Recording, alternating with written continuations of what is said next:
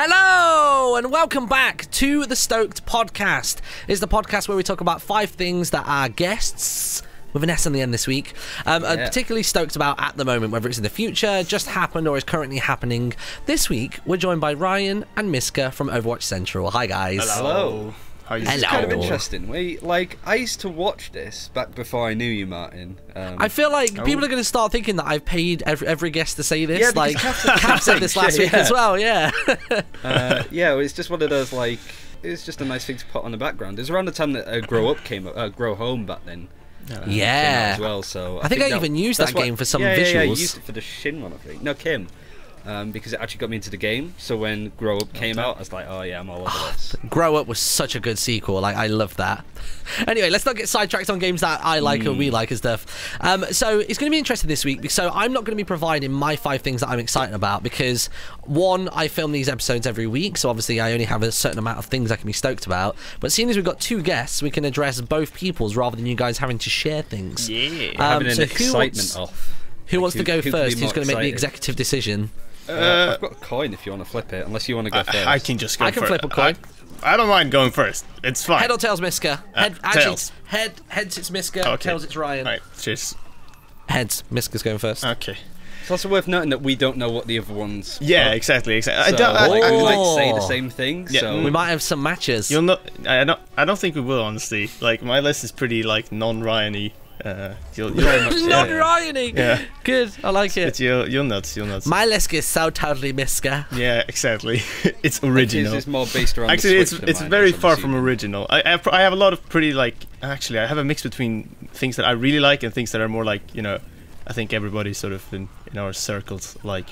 but yeah, okay, should we just kick it off? It's sort of like 2 things in one at the first, but the first one is literally just Breath of the Wild DLC. So there's 2 DLC, lined up for the game. I think it was just set to summer and winter. I think now it's August and December, like set. So I'm pretty excited for that, just because I've been playing a lot of Breath of the Wild. I thought I'd finish the game in like a week, and then I'd like never play it again. But I finished the game. I think I played it over the course of maybe 3 or 4 weeks. I played a lot of different games like over that time. So I didn't really play it like loads and loads at the start. It was sort of like a decent amount, like every other day or so.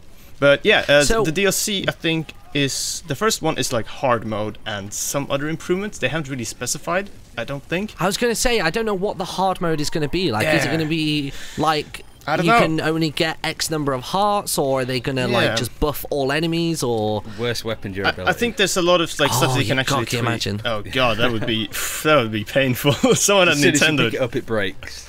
No, you get one swing with every weapon and it shatters. Even if it doesn't hit anything, it just breaks. If it's a rusty item, it should just break on first use every time. Yeah, it breaks mid-swing first use random item. So like you pick it up, you you're just gonna throw hit shards at them. Yeah, exactly.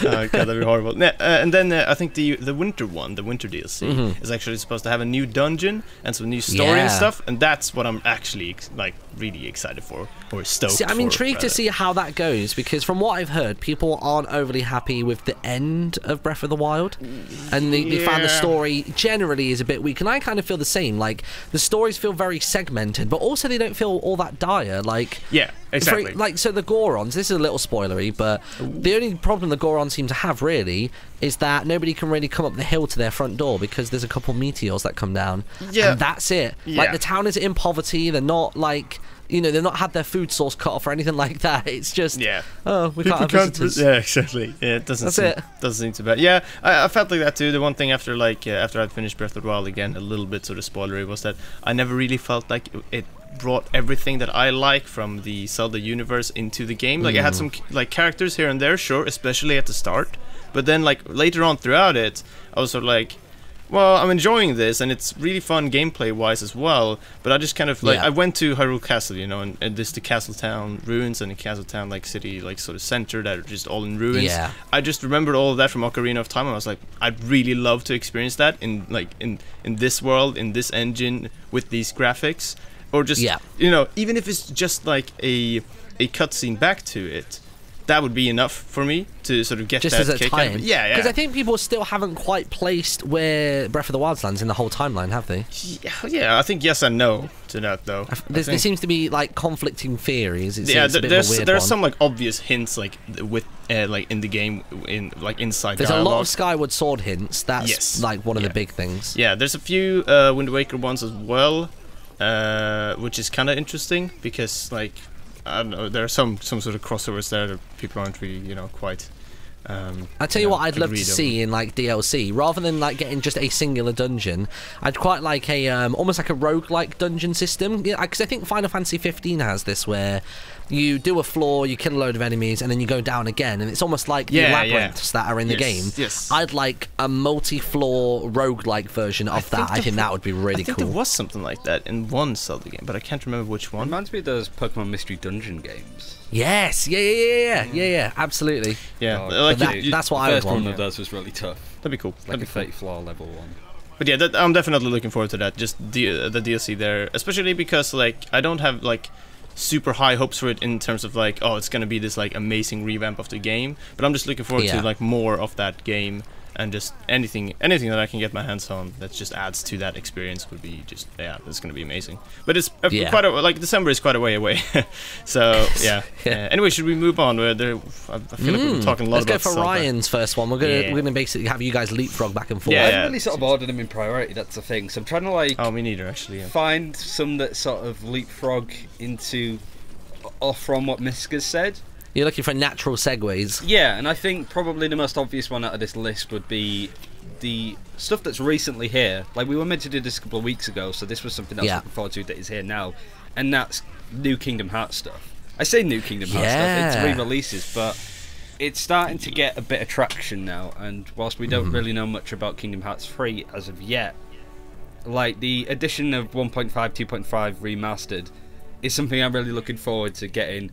One of the things I'm looking forward to as well, which we'll go over later, is the reason why I haven't necessarily bought a PlayStation 4 yet, but once I sort of get all of that sorted, I'll be getting a PlayStation 4, 1.5, 2.5, and then there's 2.8 as well. I see. And it's just going to be fun to play through the whole lot again. Some games I haven't played, but I've played Kingdom Hearts 1 and 2. 2.8 is actually really interesting because it's more kind of like I played it on my channel. It's like a demonstration of the sort of the graphical power and the sort of control scheme that they're going to have in number 3. It actually plays really, really nicely, which is good. If people aren't aware, basically Kingdom Hearts 1.5 and 2.5 is essentially the first game and the second game, like the major like numbered ones in the titles, basically redone in HD. So even though the first one came out, I think 15 years ago now. You can now play it fresh as on like PlayStation 4. The best way to sort of think of it is Kingdom Hearts 1 and 2 are kind of like the Avengers films 1 and 2, and then there's all of the other like off films as well. But yeah, I'm trying to remember this. I should know this. Kingdom Hearts 1.5 has Kingdom Hearts in it. Kingdom Hearts Rechain of Memories, which is the card game. Don't play that. It's kind of awful. There's a really interesting story in there. And then like the cinematics from Recoded. I think that's what's on there. There might be another one. And then there's Kingdom Hearts 2.5 is Kingdom Hearts 2. Kingdom Hearts Birth by Sleep. And then already with the names, I bet like 60% of people who aren't familiar with the franchise are just lost. This is the difficult one. Kingdom Hearts 358 over 2 days, I think it's called. The cinematics for that. The Kingdom Hearts story is so unnecessarily convoluted and complicated. Yeah. It's bizarre. I'm somewhat familiar with the games, but like not enough to like know what every single title like actually includes. This is the problem as well, is and they've spread the story and all the sub stories that all feed back into the main one. They've spread them out across numerous platforms as well. So if you can't afford to buy like every DS and every PlayStation and every GameCube, or not GameCube, but whatever. But you know what I mean, like if you can't afford all the handhelds and the main consoles, you're gonna really struggle to keep up. Like I just watched the recap video basically on YouTube of like the story of Kingdom Hearts in 10 minutes sort of thing. Yeah, but like that's what I guess the 1.5 and 2.5 are, because stuff like Rechain of Memories and 358 over 2 days were on the DS. And as somebody that didn't have a DS back then, it was just like I can't actually play these games, but either if they're games that have basically bad mechanics in them because they were built for like Nintendo DS or just haven't really aged well, they'll just give you the cinematics and the story. But yeah, Rechain of Memories was like a Nintendo DS card game based attacking system, which was a bit weird. But it's just going to be nice to have it all there. I do have 1.5 and 2.5 in this room somewhere. As like separate things, but they're now selling it as like one collective, aren't they, as well, for the PS4? Yep, they actually came to our offices, didn't they? They came on Friday with cupcakes, which were like themed, which was weird. Yeah, that was interesting. Yeah, I do like Kingdom Hearts, but I find it very repetitive, not only in the combat like system, but even when it comes to like the areas that you roam around. Like every game so far that I've played, you always go back to Hercules' Colosseum, and there's always like some of the levels are very samey. They're like when they added in the was it Mulan they added in as one of the zones.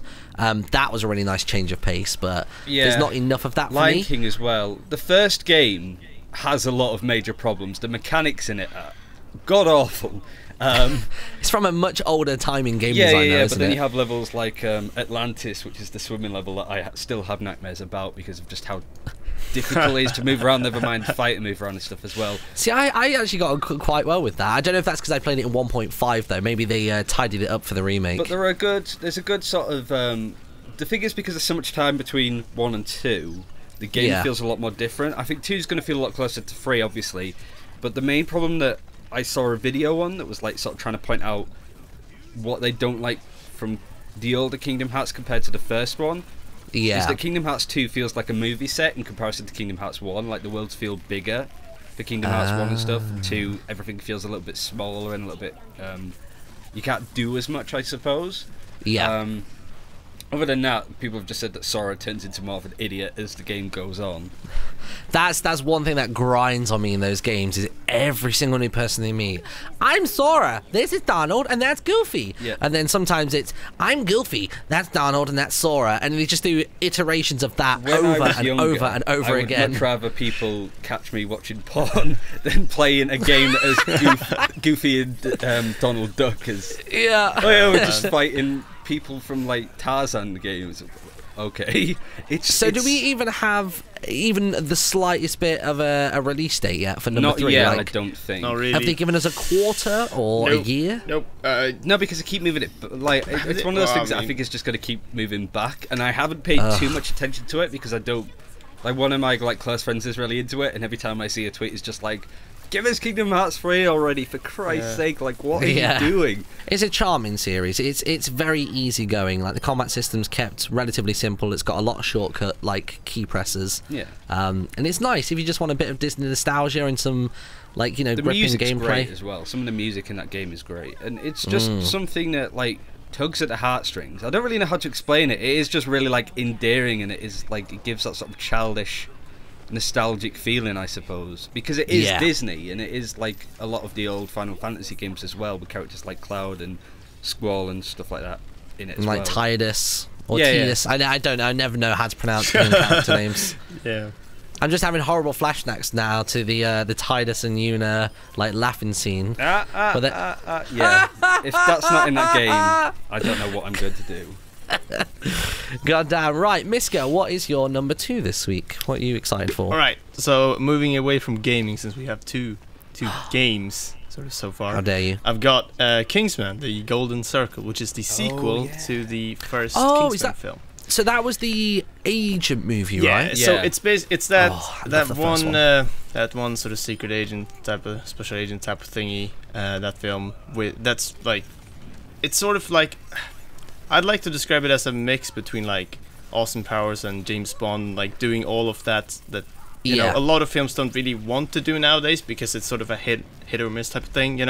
It's kind of hard to nail it, but they sort of nailed, at least I think they really got like what they wanted out of the first film. I thought the first film was brilliant. Yeah, it was really when I saw the trailer, it was like, it's this guy and he gives it a bit of attitude and he's a bit of like, a London ruffian. And then like this gentleman character comes over and suddenly changes him. But it was genuinely really gripping, and I think it started off being serious, and then as it settled into the film and he got familiar with being an agent, that's when he started pulling out some of the corny lines and stuff. It started to become quite self-aware, and I really liked like that. Yeah, the great thing is that the film is fairly self-aware overall, but it doesn't take itself too seriously, even with what it's doing. You know, even with that, even with all the silly fight scenes and all the silly action and cheesy lines and stuff, it's still not taking itself too seriously, which I think is like one of those things that you really have to be careful with when you make films like that.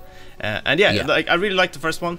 The first one was not like one that I was super like looking forward to or super stoked to go and see, but I think I watched it with like a few friends like whenever it came out, and like now when I read the news basically, oh, Kingsman 2, like Kingsman sequel announced, I actually went like, oh, like the first one was genuinely like very, very enjoyable, and I'm actually I really want to see this, you know. I think it was me that sent you that thing. Like, it's yeah, been exactly. announced for a while, but recently came out like the poster true, for it. And, I don't want to sort of spoil the first one, but like a character is still in it. I'll just sort of put it like that. Like there was okay.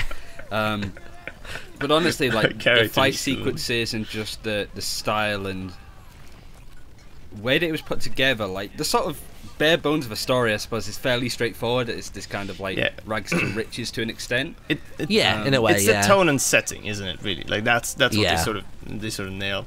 No, yeah, really good. Looking forward to that. So when's that coming out then? Because I didn't even realise that was even soon. I can't remember actually. I forgot to note the release date.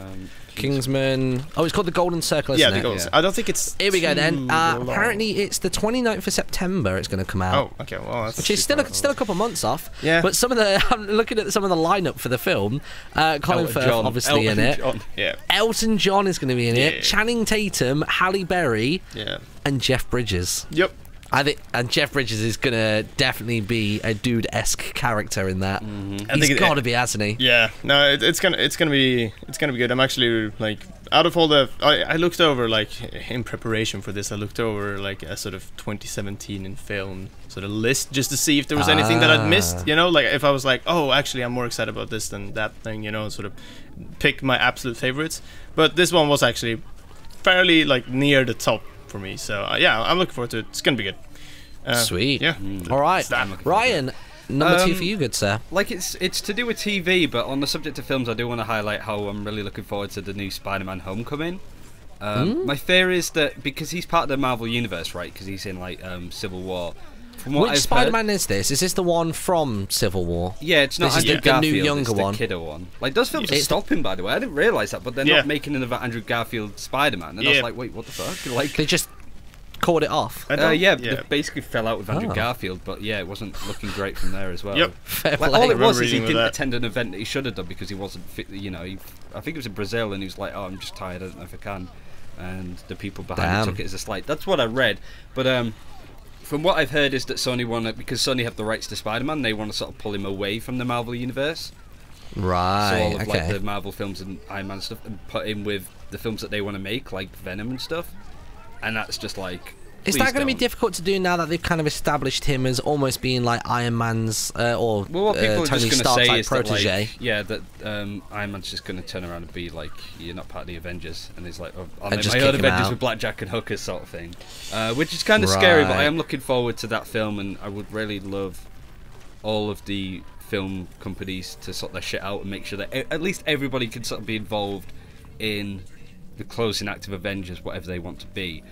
Speaking of the Avengers, as far as TV stuff goes, I've got like a list of them, but I just want to fly from the Defenders, the stuff that's on Netflix, the Marvel, Daredevil, Jessica Jones, Luke Cage. Does that include Iron Fist? It does include the Iron Fist. I finished that this weekend.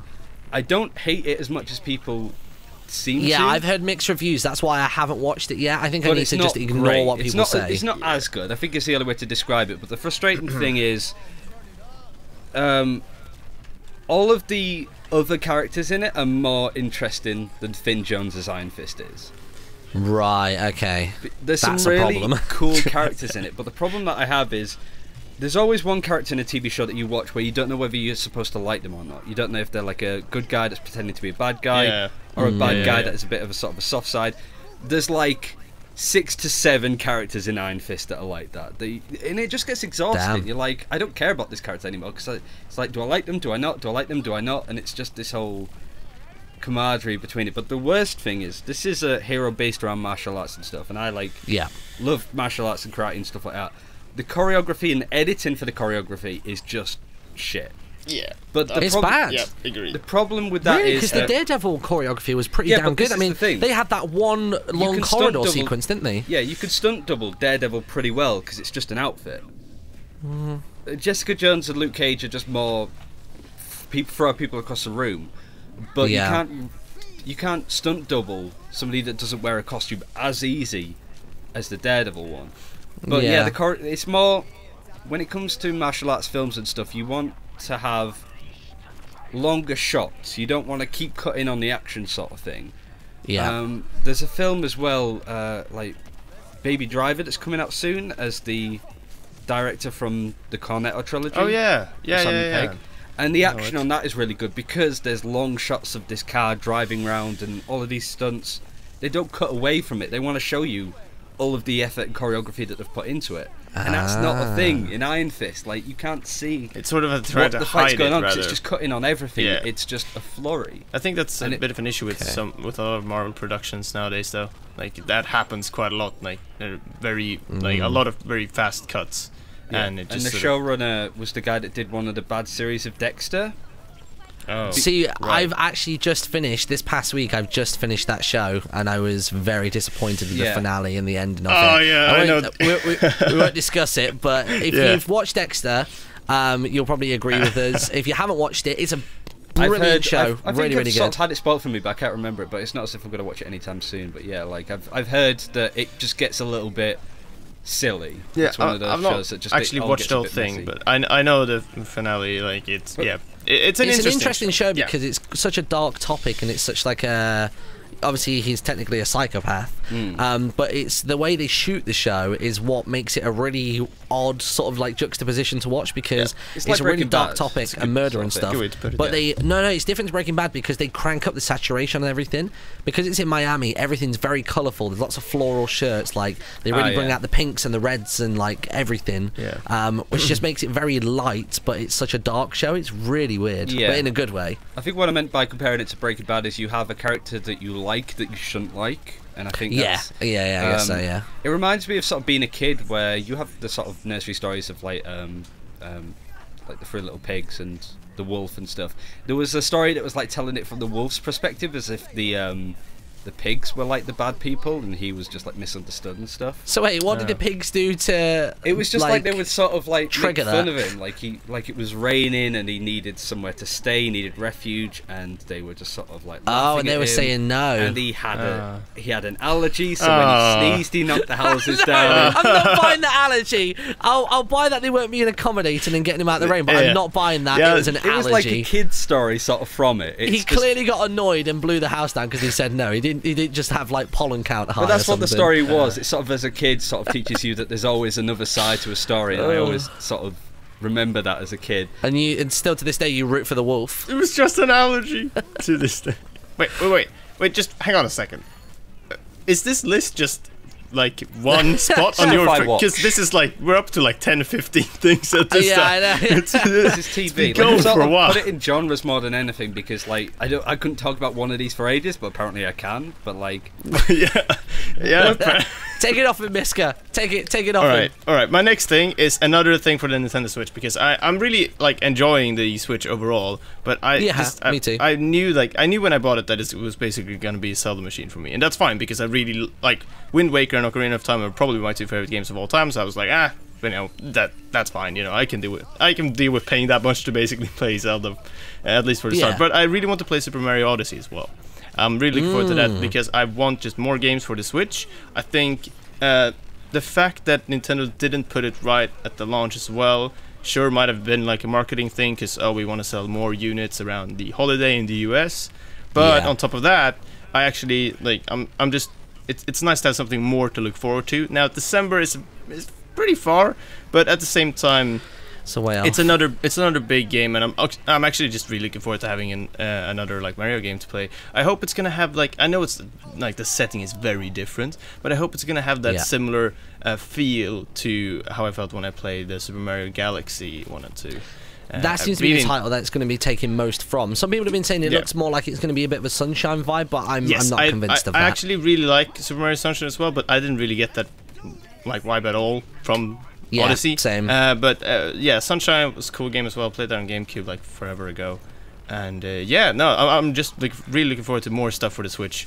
I think what I'm interested for Odyssey is the fact that there's apparently going to be almost like a day-night cycle in the levels, and there's going to be different things you can and can't do at different times of the day.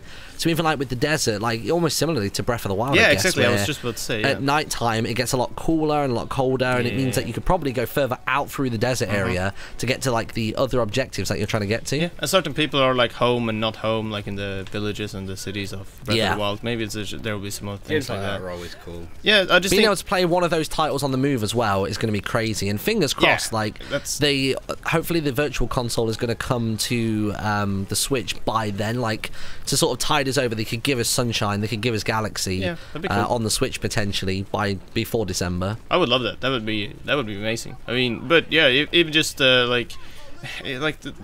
Switch is in a weird state right now, right? We have Breath of the Wild, like huge game.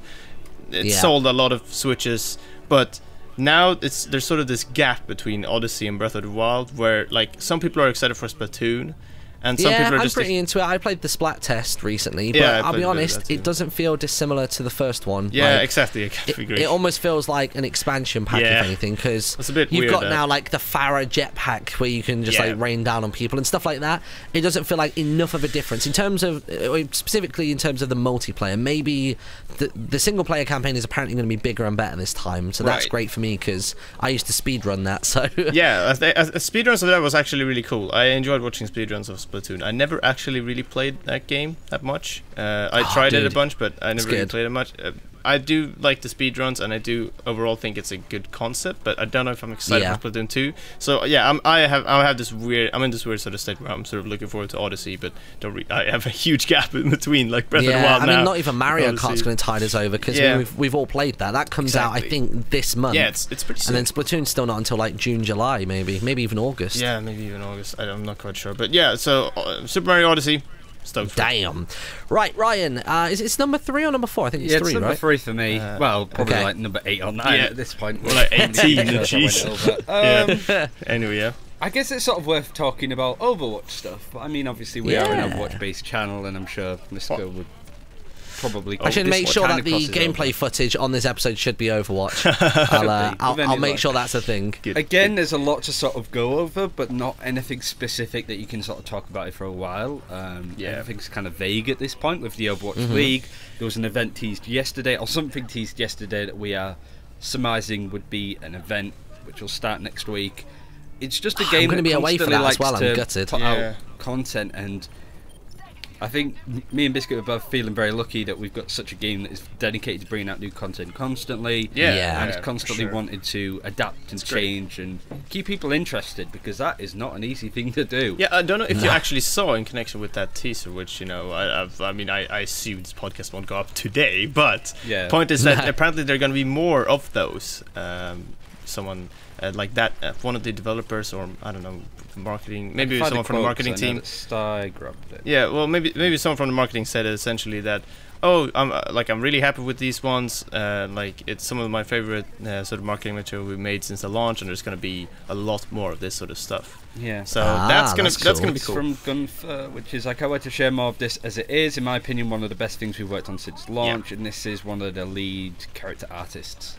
Yeah, exactly. Damn. So I think we're going to see skins, which would sort of assume that it would be an event with more skins. Yeah, and it's been like 3 months since. Even just more regular, like sort of lore teasers, stuff like that is awesome. Like, just more Overwatch lore, and there is going to be more of it. I mean, they canceled the graphic novel that, you know, so that's kind of a big deal, cancelling a graphic novel that's been working for a year and a half. Yeah, they canceled that. I remember being at BlizzCon when they showed it all off for the first time, and I was like really excited about the graphic novel. So they canceled that, and they're going to bring the story and lore in a different direction, which probably means that they are putting a lot of effort into it, you know, because they're canceling like a big project that they could have earned a fair bit of money from, just because they're so dedicated to this other sort of direction where they're taking the story. I think they want the story to feel engaging, because I think one thing that they didn't expect, from my opinion, when it comes to Overwatch, is how people cared and related to the characters in particular. There are people that haven't even necessarily played Overwatch that know the characters and love them, and kind of what they stand for. Or even people that don't play the game much but just really like some of the characters, you know, or don't play it on the regular. Overwatch always astounds me. Like, it's probably one of the most popular ones, considering that there's like League of Legends and Dota and obviously like animated stuff there, considering that Overwatch stands out on its own, for me is incredible. Very impressive. I think that's down to them actually establishing like a good core, because obviously a lot of other games where they've got 60 heroes at this point or something ridiculous like that, they do have lore, but it's all like, I think even League of Legends had to do a full reboot of the lore. They basically said, okay, ignore everything you've ever known, we're going to start fresh and we're actually going to start like caring about this. Like whereas they straight up from the beginning, Blizzard were like, okay, this is a new world, let's figure out a timeline, let's get an initial pool of characters and we'll figure out how everybody else slots into it after that. And that allows people like us to get invested and speculate and, you know, sort of, you know, shit people and all that sort of stuff. Like I said, it's like the story to begin with for a lot of characters was just incredibly basic. It was really sort of straightforward. Like the Genji Hanzo story in itself it's something you've heard before, like sort of two brothers fighting. But it makes you care about the situation, and it helps you create your own stories. They make it very sort of they make the characters very sort of personal in the game by having like like they have so many voice lines compared to so many other games. They have so many so many voice lines, like not only with the ones that you can activate yourself, but just stuff that, you know, triggers a bit here and there. And I think just specifically between heroes as well. There's two heroes that are familiar with each other or bumped into each other before. Like you will hear even just silly little quips like Mercy doesn't seem to age, and obviously May has been like frozen for however many years, and they both complement each other on not aging a day. It's like stuff like that. It's Reinhardt like, on Oasis is pretty funny because he's like, I'm melting in here, because he's wearing like a massive armor suit. Just a huge suit. It's great. Saudi Arabia, I think it is. Overwatch lore, fantastic. But like as well, like the Overwatch League is looking to be astounding. Like the scope of it is incredible. So is there a difference between the Overwatch League and the Overwatch World Cup? I've seen tweets the about Overwatch both World recently. Cup is kind of like it's kind of think of it like Overwatch World Cup is like the football World Cup sort of thing. The players play for the nations that they're from. The Overwatch League is like the Premier League. So all the teams in NA have to play each other to be the one team to represent the US then? What it will be is, from the thing that they've sort of given, is that there's like 16 American teams, 4 in Europe, 2 in Asia or something. If we're to use the EU kind of gets a bit shafted here, but like again we don't really know what their plan is. But they're going to focus a lot on NA because it's easier to sort of do because they're in NA as well. But also with the sponsors and stuff, there's just more money there to begin with, which is important for when you're starting it up. So what it would be is, say for example, who would represent Miami? Teams would bid on to be Miami's team. A good example of that would be Misfits, because they're a company that's based from Miami anyway. So they will bid for Misfits will bid for Miami and sort of become the Miami Misfits. They're also owned by Miami Heat.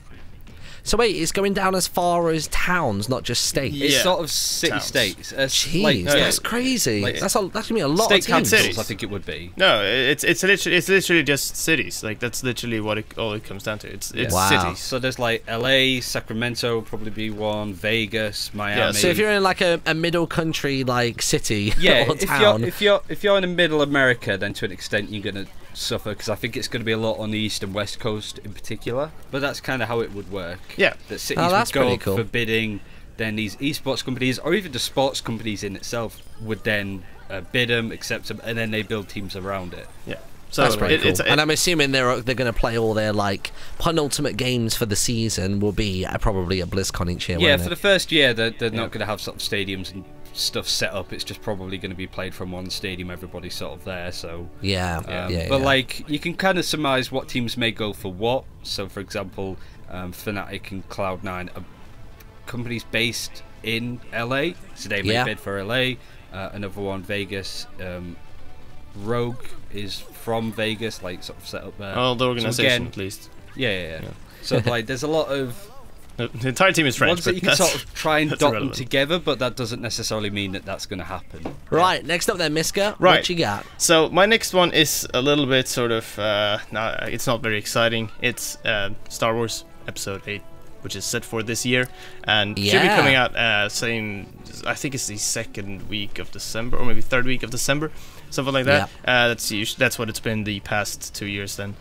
So I imagine we're probably going to do the usual Yogscast thing of rather than having a Christmas do, we're going to hire out a cinema screen just for Yogscast. Yeah, and we did that for Rogue One, and it was close friends, and we're basically just going to all just dive in there and watch it at the same time. Yeah, well, it should be pretty great and stuff, but also just I've really enjoyed the last 2 Star Wars films. Like I've really enjoyed them. I was very worried at first, honestly. Agreed. Episode 7, I was a bit like, oh, they could really mess this up. You know, like it's gonna be a tricky one. But I think they've really found a way to make Star Wars films nowadays, for them to still be sort of acceptable. And made them quite accessible as well. Like I mean, for me, prequels, I was new to the I was kind of new to the whole franchise. Really, obviously, I'm aware of it because it's pop culture, but I hadn't really watched them. I wasn't overly familiar with the lore and everything. I just knew certain characters' names and faces. Yeah. But diving into 7, I was like, okay, this is cool. Like, I actually understand what's going on, and I don't feel too at a loss with it all, which is that's nice. The thing they've done the best. They've managed to bring these storylines that sort of, I mean, like Rogue One did, like connect films together, and you know, other things that we like Star Wars fans will know about and will know that they have technically happened in the universe and backstory wise. But they do it in a way that really allows for, like you said, new people to also watch it and understand. And people that aren't familiar, even if they are Star Wars fans, maybe they don't really remember everything, because it was, I mean, it was a while ago since since the first ones came out, and it's been a while. Yeah, even the prequel ones, like everything, like just Star Wars as a whole is really tied nicely together with these films, but they're in a way that sort of feels still like modern and new. And I really appreciate that. Like it's a new sort of way of making Star Wars films, yet it fits so well into the old movies too. So I'm very impressed. I'm really looking forward to it. Do you think number 8 is going to pick up, like, first scene in the film? Do you think it's going to pick up from where the last one left off? I've got to assume that they would do that. On top of the hill, just both of them stood there and they have a little chin wag, and then things get cracking. I mean, somewhat, but like obviously the word will be said and then they'll cut to other stuff. Yeah, like there's a lot of, obviously already, like people know sort of like what the episode 8 and I think even episode 9 are sort of roughly going to be about, not like down to like the specifics, but the point is that I don't think people are very worried like about those films now that the concept is settled. It just you just need to make sure that these next films are casted correctly. Other than that, it should be alright, at least that's my thought. The biggest problem people had for episode 7 was just that it was too similar to episode 4, but that's because they have to set a fairly because the problem with episode 1 was that it was all just a bit all over the place. Like it didn't set, like, it is fairly straightforward in terms of storytelling. Yeah. Because but it was part tribute. Created that aspect of storytelling, right? Like they were the ones that set up a hero's adventure. Yeah. So like it makes sense that it would be a certain way of looking at it. But yeah, I love all of the Star Wars films, even the prequels. Like episode 1 was the first film I ever watched, so it's one of my favourites. So it's like with 7, it was part introduction and part establishment, wasn't it? And like Miska was saying about casting the characters correctly, some of these characters, they might be sticking around for the next like decade or two. Yeah. So they're going to be major faces just in the film industry for quite some time. But even like that, like we got some, it needs to be right. We got some like Han Solo stuff coming up, and they kind of have to do that well, because otherwise people will be very upset, and it's kind of like it's those sort of challenges, staying true to the very like sort of hardcore fans that love the initial films, but also bring something new to the table. And I think they've managed to tackle that challenge very like well, honestly. I'm really excited for that. Like honestly, like I've been excited for every Star Wars film, like all the new Star Wars films ever since it was announced that they would start making Star Wars films again. So it had to be on the list for me, even though it's probably on a lot of people's lists and sort of like I think even Cav had it on his list last week. But we spoke about different things, so it's really interesting hearing the numerous viewpoints and like anticipations from each person. Right, next then is this number 5 or 4? Yeah, I'm sure it's something else that both of you can add to. Really, it's the events that sort of like it's coming up to con season, really. Starting with I-60 in like 2 weeks from today, but also stuff that we managed to do. We were really grateful to do last year again with the likes of Gamescom and BlizzCon. Yeah, sort of ties into my number 5, which is Gamescom, and obviously like Ryan and I are sort of we've not been in the sort of YouTube like sort of scene properly for like very long. and we very much enjoyed the conventions we've been to so far. Out of all of them so far, my favorite one is definitely Gamescom by far. Like nothing comes close so to you've it. attended before, yeah? Yeah, so last year we were at Gamescom. It was, you've both been? It was great, yeah. Okay, because I was about to reel off like a million things that you should do if you go, like, prepared to feel like a human sardine and like everything. Yeah, because it gets hot in there and there's a lot of bodies. It does, yeah. We were very well taken care of by ESL and sort of Twitch as well, but mainly like ESL. And it was a really great time. I really like Cologne as a city. I like traveling overall, and Germany is a country that I really enjoy going to. It's just that I don't really sort of get to for like business stuff that much. But Gamescom is obviously in Cologne, and the great thing about Cologne is that it's a very sort of genuinely German city, but at the same time, it's a really small city that just gets filled up with like 350,000 extra people, out of nowhere. So you don't feel like you're a tourist when you go there, because it seems to be the predominant language is English when all journalists and stuff are there. Yeah, so during Gamescom like times, you're at home. The city sort of converts into Gamescom mode, it seems. Cause but it feels like a city as well. I know that one of your biggest problems for BlizzCon is that it's sort of you're just on an isle almost. Yeah, well, you're not even in really true LA. Like you're not even really in true LA, and there's like people don't even really live around there. It's just a hotel area and the convention center. And whilst it's awesome, and Blizzard are great at throwing big parties and stuff, at the same time it's sort of like I don't know. I want to experience a bit of the city. Anaheim is quite sparse in some places, isn't it? It's just like you said, lots of hotels, and mostly, pretty much all of the homes that are there are pretty much people who have enough money to throw out a second home, and they're just Airbnb-ing them out. Yeah, Because people want cheaper alternatives and stuff. It's an odd one, but therefore, like I think, like Gamescom is by far my favorite convention I've been to so far. I don't know how like I-60 is gonna be. That's gonna be cool, but it's gonna, like I've never. It's gonna be interesting I-60 because they're starting with the music venue stuff, aren't they? Yeah. So they're going to be having a concert on, so that's going to be an interesting one.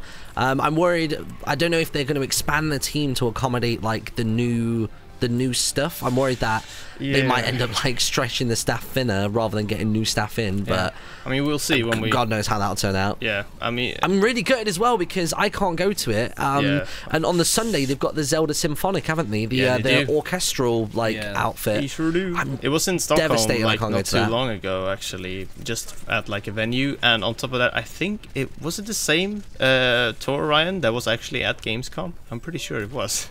Pretty sure they actually had. Oh no, it wasn't.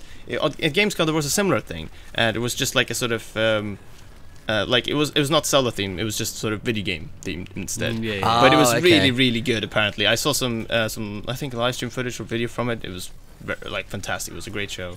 And there's quite a lot of like that out there now. Like even I went to a convention last year in Philadelphia called Mime Fair, and even at that there was basically an orchestra who's like specialized in video game music.